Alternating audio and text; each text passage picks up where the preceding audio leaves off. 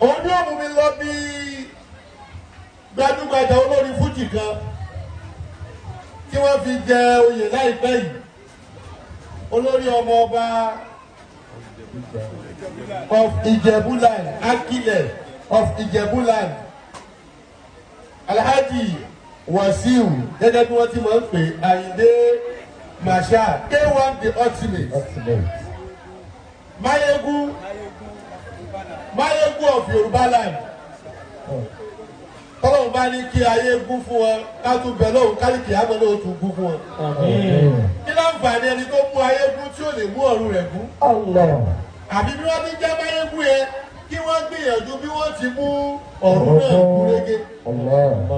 àwọn ibi tí mo fẹ́ lọ àkíyèsí àwọn àfààní ní o mo rò pé Alhaji Wasiu yìí oyè ilẹ̀ Yorùbá tí wọ́n jẹ yìí wọ́n wá wọ ìpẹ̀bí látara àṣà àti ṣe gbogbo tó bá joyè yẹn wọ́n ṣà ṣe àwọn kẹ̀kẹ́ fún wọn nílànà àwọn oníbílẹ̀ àwọn oníṣẹ̀ṣe. aláwọ̀ àfà tí wọ́n bọ́ta tí wọ́n sọ pé Wasiu Ayinde Alhaji Wasiu Ayinde ńkọ́ kìí ṣe mùsùlùmí mọ́ ó ti kúrò ní mùsùlùmí kódà bọ́lọ́hún bá ní ọlọ́jọ́ dé bá a lórí èyí tó ṣe yìí wọ́n láfa kan ò gbọ́dọ̀ kírun sí ńlá onídàbùkù ń sọ tiẹ̀ kó wọ́n ń jáde kódà alẹ́ ní títí ẹ̀ tún gbé arákùnrin yìí ṣépè a sì rí ẹni tó tún fi láì fi kan àwọn àfáà tí wọ́n ń bẹ lẹ́gbẹ̀ẹ́ olórí ọmọ ọba Akilẹ̀ Ìjẹ̀bú-Land pé ẹ̀yin àfáà ẹ̀yin kìíní kan wọ́n ń bú àwọn àfáà tó wà lẹ́gbẹ̀ẹ́ kí àkíyèsí tèmi fáwọn àfáà tó ń ṣe bẹ́ẹ̀. bí Islam ti ní a máa pèpè báyẹn o ẹni tó ń sọ pé nìkan kì í ṣe mùsùlùmí tó sì fi gbogbo ẹnu sọ pé ó ti kú ònú Islam wọ́n tó tí ìmọ̀jọ́ gbẹ̀yìn rẹ̀.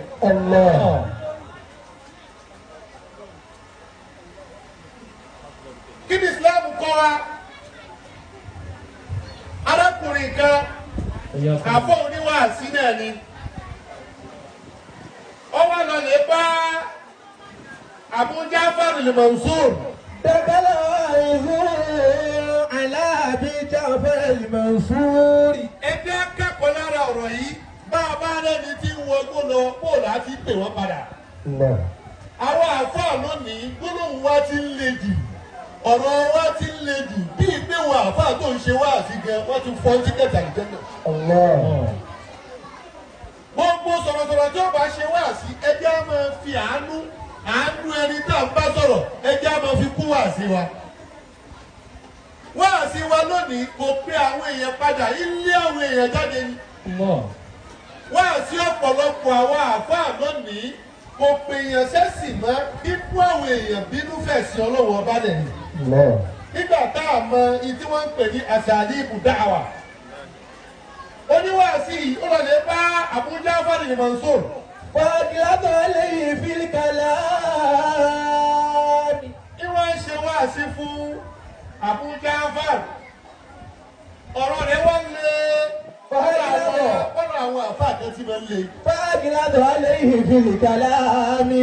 kí wọ́n gbé Abu Ja'far ṣe pé ọ̀wọ́ náà ni wọ́n fi ọkọ̀ náà ni àti wọ́n àtọ́mọ ìṣàbẹ̀ sí ní sọ àwọn ọ̀rọ̀ kàbìtì kẹlìmọ́tún kàbìtì tí yà ní sọ fún. Bàbá Abu Ja'far. ẹ máa wo èsì tí Abu Ja'far fún oníwàásí tí ń sọ̀rọ̀ kùbákùbé sí. Yá wà náà. wọ́n ní ìwọ arákùnrin.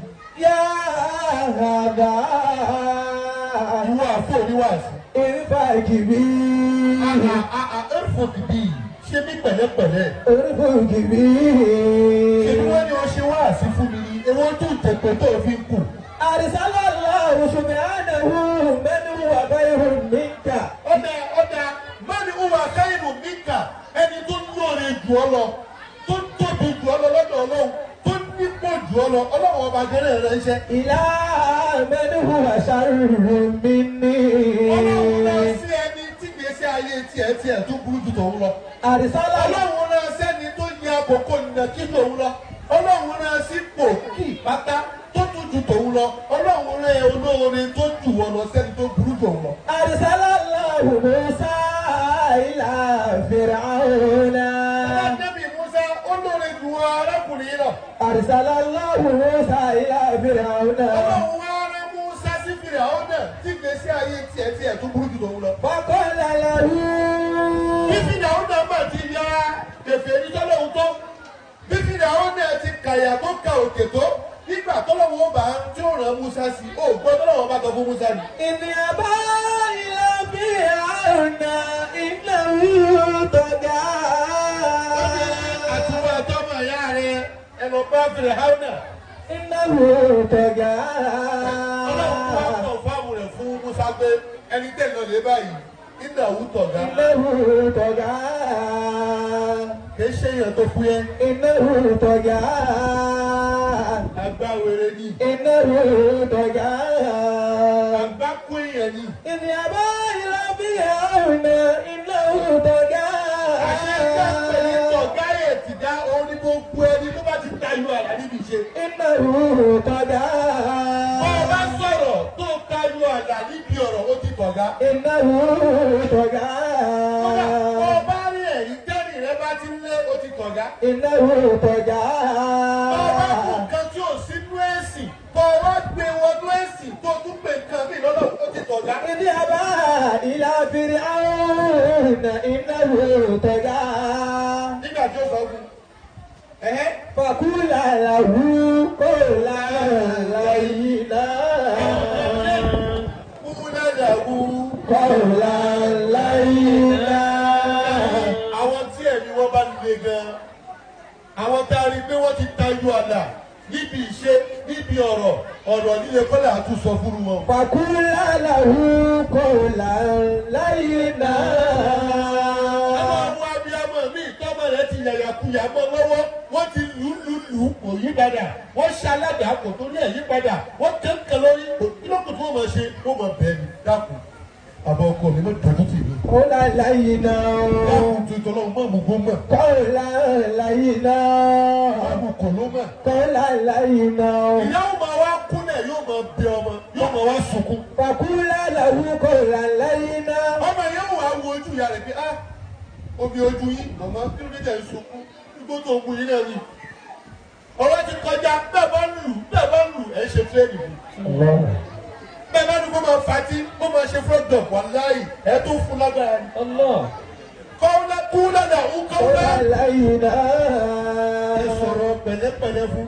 La'allahu yatadhakkaru aw yakhsha. Bóyá níbi ọ̀rọ̀ pẹ̀lẹ́pẹ̀lẹ́ yẹn la'allahu yatazakkaru bóyá òun náà tiẹ̀ ronú. Aw yakhsha àbí yóò tiẹ̀ bẹ̀rù tí ó ti ju Ọlọ́run. Aláàbí Wasiu Àyìndé nígbà tó di pé yóò jẹ oyè tó ní í ṣe pẹ̀lú oyè ilẹ̀ Yorùbá. Táwa gbé ẹgbà pẹ́tọ̀ bá a ti ń ṣe ní ẹjẹ́ á ṣe bí wọ́n ti ń ṣe kó lè bá a rí bí ti rí òun ló fún lélẹ̀. Tó ti wá ṣe ní gbogbo ayé ti rí i tó kù kéṣe ká máa àtàkì ẹ̀. Ẹ sì lẹ́tọ̀ọ́ kẹ́ ẹ máa àtàkì àwọn àfáà tó wà lẹ́gbẹ̀ẹ́ rẹ̀. Tẹ̀sẹ̀ wá ń gbé fọ́tò àwọn àfáà rẹ̀ jáde. Kódà a lè pe àwọn àfáà rẹ̀ pẹ́tọ̀ Ọlọ́run kẹ́yìn. Ẹ̀yin bá wọn jẹ, ẹ̀yin bá wọn mu, ẹ̀ ń bá wọn sùn, wọn níwọ̀de ní. Àwa rò pé lẹ́yìn tí wọ́n jẹ kínní ìtàn ẹ kí wọn pé congratulations àbọ̀rọ̀ wà. Qawlan layyina. Ṣé àwọn tóyè ni wọ́n jẹ ẹ wá kí wọn pẹ́tọ̀? A sì kú oyè jẹ́jẹ́ yìí náà o. Àmọ́ aláwọ̀ ọ̀rọ̀ kan tá a fẹ́ bá a yín sọ. Nígbà tí arákùnrin tó sọ bẹ́ẹ̀, nígbà tí Àbújá bá sọ bẹ́ẹ̀, ojú ti àbọ̀ oníwàásí. Faqadila rajulu. Pẹ̀lẹ́pẹ̀lẹ́ òkú lóore tó Musa òkú tọ̀ lẹ́bì Musa òun náà sì yàwó ètò fìdí àwọn náà síbẹ̀síbẹ̀ ọ̀rọ̀ pẹ̀lẹ́pẹ̀lẹ́ Olúwa tó wá ní làálàwú Yatadhakkaru aw yakhsha. ojú wa ti àfọwọ́ àti pé ó tọ́ sí ni o. Faqadila rajulu ala ma badara minhu. Faqadila rajulu ala ma badara minhu. Gbogbo àwa tá ń sáré jáde tá ń sọ pé ó ti kú olú mùsùlùmí ó yẹ kọ́nà kírun sí lára ẹ ṣe ni ẹ bá ní tí ẹni yìí bá padà jáde bí àbà ìjẹ́wọ̀ tó ń yọ mí pọ̀ ní ìsìlámù yìí ìjọ òfìgbà kan pè mí sákèsì. ìjọ tiẹ̀ tí kọ́kọ́ ṣe wá àti fún mi tí mo wá darí mọ́ ọ lọ́wọ́ ìwọ tó ní ti bá kú Ṣé o máa ń kú tí kù ni? Al-Qur'ani sọ fábìmá rahmati. Fábìmá rahmati minallahi linta lahum. Ìgbéyàwó àwọn ni mo fẹ́ sọ kalẹ̀ sí. Ló fi já sí pé àyà yìí ló jẹ ká rántí ló yẹ ká fi bá Alhaji Wasiu Ayinde yìí. Òun ló yẹ ká fi bá a lò. Àyè kí ń farabalẹ̀ fáwọn èèyàn wa ní Ìsìláàmù tó bá ṣe nǹkan kékeré kan táwa kó gbogbo lù wọ́n. Wọ́n ń lọ nìyẹn. Fábìmá. Ṣé àwọn pé gbogbo yìí tẹ̀ ń ṣe yìí? Tóun náà sọ yìí pé tọ̀ ẹ ti yọ kù àwọn tọ̀hún ní pé tọ̀ àwọn fẹ́ kó máa bọ̀ pátápátá tẹ́lẹ̀ tẹ́lẹ̀ náà. Kìí ṣe mùsùlùmí mọ́ àfi kó ṣe kiri kan kò gbọdọ̀ ṣe bá máa ń hùn. Ṣòwò kẹ́kì jáde sọ yìí pé látẹ̀lé lọ mi ò ṣe Ìsìláàmù mọ́. Fábìmá rahmatin minallahi linta lahum. Fábìmá rahmatin minallahi gbogbo ẹ̀yà àpò onímọ̀ kẹ́ mọ̀ ké ráàmù ọlọ́run ní. Rahmatin minallahi. Gbogbo ẹ̀yin tẹ ní ọpọlọ tẹ nílàkẹ́yì ráàmù ọlọ́run ní ìkẹ́ ọlọ́run ní. Ọlọ́run bá bá wá fún yín ní kéwùmọ̀ tẹ lọ́pọlọ tẹ lè kọ̀rẹ́tì yàn ní. Ẹ ṣe ẹ̀dẹ̀ fáwọn tí ẹ fẹ́ bá sọ̀rọ̀. Ẹ ṣe pẹ̀lẹ́pẹ̀lẹ́ pẹ̀lú wọn. Linta lahum. Ẹ má fi ọwọ́ girigiri gbò. Ẹ má fi mú wọn. Fábìmá rahmatin minallahi linta lahum. Ṣé wọ́n ń gbé àwọn àwa oníwàásí? Àyàtọ̀ sáwọn ìyá aláṣọ lókòdú mẹ́ta. Ìyá aláṣọ wọ́n pọ̀, wọ́n tò lọ báyìí ní kó wá fẹ́ polówó. Ẹni tó wá jókòó síwájú ọjà rẹ̀ tó léjú koko tó tún kú ẹja lọ́wọ́. Wọ́n wò pé tọ̀ wọ́n yọ̀dọ̀ eléyìí, ó dàbí wọ́n èlé eléyìí o. Ẹgbàá ló ń lọ́wọ́ yìí. Adé tó ń sọ yí pé ẹ ti ẹ̀yà wọlé bẹ́ẹ̀ tí ẹ̀ rajà ẹ kàn wọlé ẹ jòkó ẹ mú Pepsi. Linta lahum. Ọ̀dà ẹ wá rà ẹ padà wá sanwó tó bá dọ̀la. Yóò sanwó tó jáde o. Ẹ tiẹ̀ máa bọ̀. Ṣọ́ọ̀bù yìí tóbi ẹ tiẹ̀ wọlé kẹ jòkó kẹ gba AC. Bó ti jẹ káwọn àfọ oníwà àṣírí lò. Kéékù ṣe kèfèrí tiẹ̀ kèfèrí Ọlọ́run ni. Èyí tó bá bá sọ̀rọ̀ tó bá gbọ́ Ọlọ́run ti kádàrá pé yóò gbọ́. Èyí tí ó bá gbọ́ kàkà tó fi fèpè kú ó ṣe tún fàdúrà àkókò Ọlọ́run tí ó lè gbọ́ sí ọlẹ́nu. Linta lahum. Walaw kunta faddan ghalidhal qalbi. Àwọn tẹ́ ẹ bá ti mú kankan jù. Law kunta faddan ghalidhal qalbi. Ẹ jẹ́ kí tara yà lọ, wọ́n parábì kan ní Lísì Anjọ́rì. Ó dídì sọ báyìí ni pé òun ò ṣe alájà mọ́. Ẹ má pè mí lálájà mọ́. Ẹ má pè mí nígbà mọ́. Ẹ má pè mí láwo mọ́. Òun ò tiẹ̀ ṣaláyé. Wàhálà ẹ̀yin Mùsùlùmí pọ̀. Látijọ́ tí wọ́n ti fòun jẹ oyè nínú ẹ̀sìn Islam lẹ́ẹ̀ ti jẹ́ kóun gbádùn mọ́. Ó tọ́ ló sọ. Tí ẹ bá ṣe pé iṣẹ́ wáàsí ó ti dájá tẹrẹ. À ń pariwo ni ẹ wá sọ pé ẹ sọ fún wa ariwo mélòó ló bí. Àwọn tọ̀hún táwọn aròyìn pé wọ́n ṣe lẹ́sìn wa wọ́n mọ̀ èèyàn pé jù wá lọ. Tòun ti rúbọ ni wọ́n tún kú mi ní pépà. You are invited. Ó tún wọlé wá bá wa. Bẹ́ẹ̀ sì kàn wá lọ́dún kù wọ́n tún rẹ́rìn sí yín ni. Torí wọ́n bìlífù pé ẹ mọ tẹ̀ ṣe. Àwọn rí ẹgbẹ́ ẹni tó fẹ́ ṣe wá sí òtún gbọdọ̀ bínú. Ìwọ àfà tó ní gbogbo owó tó bá ti Islam ò ní ṣoríire kí n tiẹ̀. Tó gun wọn láyé ni. Ẹ wá ohun tí wọ́n ní ká ṣe pẹ̀lú àwọn Alhaji Wasiu Ayinde. Walaw kunta faddan ghalidhal qalbi. Ṣé ẹni bẹ́ẹ̀ ti kú jáde sárákùnrin yìí kò ní ṣe sóore? Walaw kunta faddan ghalidhal qalbi. Àwọn kéwàánù yìí wọ́n ti wà nínú ayé ẹni tí ó ń pè wọ́n padà nínú ayé yóò ṣe pẹ̀lẹ́pẹ̀lẹ́. Walaw kunta faddan ghalidhal qalbi. Gbogbo nǹkan nìyẹn nínú ayé ni wọ́n ti ní dagbára ti gbogbo nǹkan. Walaw kunta faddan ghalidhal qalbi. Ìwọ tó o bá wá fẹ́ ṣe wáàsí fún wọn, ọ ṣe pẹ̀lẹ́pẹ̀lẹ́. Àwọn àfáàtẹ̀ yẹn rí pẹ̀lú wọn yẹn kì í ṣe páàkì jẹ ni wọ́n bá lọ bẹ. Walaw kunta faddan ghalidhal qalbi. Tẹ́lá ní ẹ̀yin àfáàtẹ̀ ń tẹ̀lé wọn tí wọ́n kẹ́kẹ́ rí àwọn àfáàtẹ̀ pẹ̀lú wọn. Àwọn àfáà yìí ni iṣẹ́ wà lọ́wọ́ wọn kì í ṣe kẹ́ ẹ̀ tó máa bú àwọn àfáà yìí. لو كنت فظا غليظ القلب Ìjọba ní kẹ́ fi ọwọ́ kíkan mú wọn. لانفضوا من حولك. Nílẹ̀ nìkan kan ní Ìsìlámù mọ́. Lọ́nfọ́dún mi náà òrìkà. Nílẹ̀ nìkan kan mọ́. لانفضوا من حولك. Ẹ wo wájú ẹ̀ nílẹ̀ nìkan, ẹ wo ẹ̀yìn ẹ̀ nílẹ̀ nìkan, ẹ wo ẹ̀gbẹ́ ẹ̀ nílẹ̀ nìkan, gbogbo ẹ ti di bẹ́ẹ̀ ni. لانفضوا من حولك فاعف عنهم واستغفر لهم. Wọ́n wọ ẹni o. Ẹ ti ẹ̀ ṣàmójúkú òfin wọn díẹ̀. فاعف عنهم Wá واستغفر لهم. ẹ máa tọrọ àforíjì fún wọn. Ọlọ́run èyí tí Alhaji Wasiu Ayinde ṣe yìí. Odidi Alhaji tí wọ́n wá ń tọ́ ẹ̀jẹ̀ adìyẹ sí lórí eléyìí kù díẹ̀ káàtó. Ọlọ́run mọ́tà bá wa foríjì bá wa tọ́ sọ́nà bá wa fọ̀nà bá. Odidi Alhaji tí wọ́n ń tọ́ ẹ̀jẹ̀ adìyẹ sí lórí látara pé àṣà alẹ́ wa ni. Kò dẹ̀ sí ìyí tó ń bọ̀ Alhaji Wasiu Ayinde yìí ọ̀pọ̀lọpọ̀ ọba ilẹ̀ Yorùbá ló kó sí. Láfi ní pé àmúlùmálà ló pọ̀ jù ní Ìsìlámù tí kó wa ń ṣe kò sílùú tí ò sí àìmọye ọba mùsùlùmí tó jẹ́ ọba Yorùbá tó bá dijọ́ ìdí ẹ̀ gbọ́dọ̀ wọ́n fà ilẹ̀ sísá kú wájú. Ẹ tó bẹ́ẹ̀ láti mọ́ bọ̀ bí ọba sì dé gbà mí ẹ̀ ní gbẹ̀rù tó. A ní kábíyèsí bọ̀ kábíyèsí ó sì dé yóò wọ ọ̀lẹ̀kẹ̀ wáyé mi àti ó sì kó lẹ̀kẹ̀ sọ́rùn yóò sì burú kẹ̀rẹ̀ wáyé mi bóòlù ẹ ti ṣe pẹ̀lú wọn pẹ̀lẹ́pẹ̀lẹ́ lọ́gbà. واستغفر لهم Ẹ tọrọ àforíjì fún wọn. وشاورهم في الأمر. Ṣé kí wọ́n rí ibi tí mo lọ nìyẹn o? Shawirhum fil amri.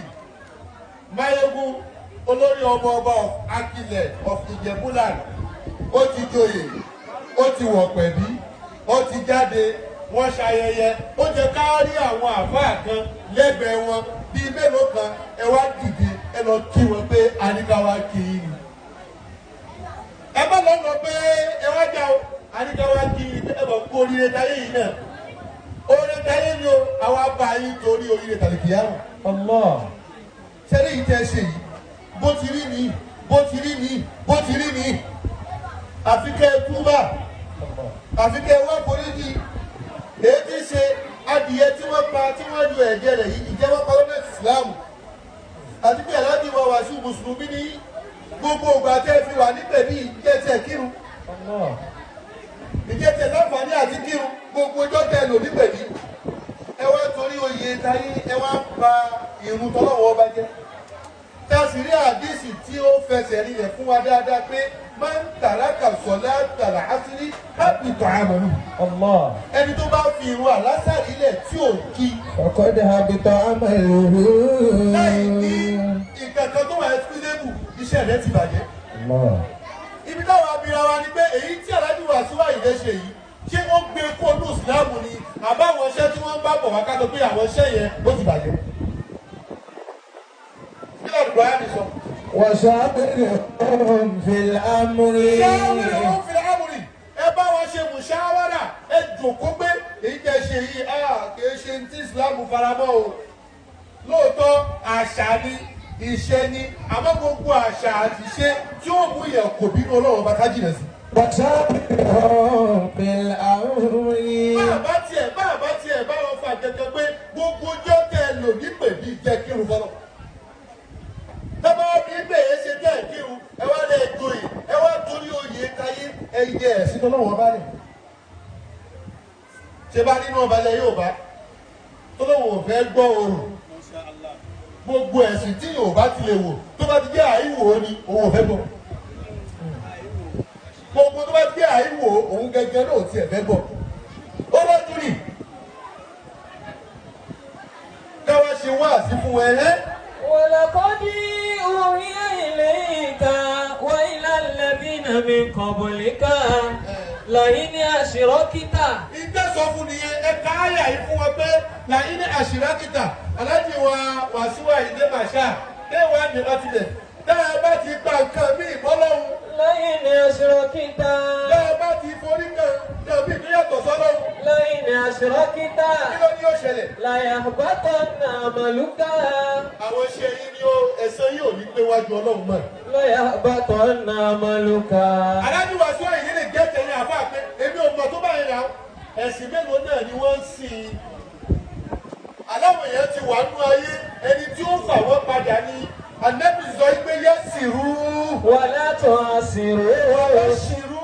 wala tunaffiru. ẹ̀dẹ́. wala tu'assiru. Arifku min akhlaqiyati da'iya. Arifku min akhlaqiyati da'iya. Ká ṣe pẹ̀lẹ́pẹ̀lẹ́ lẹ́hànà rífù kan la yakunu fi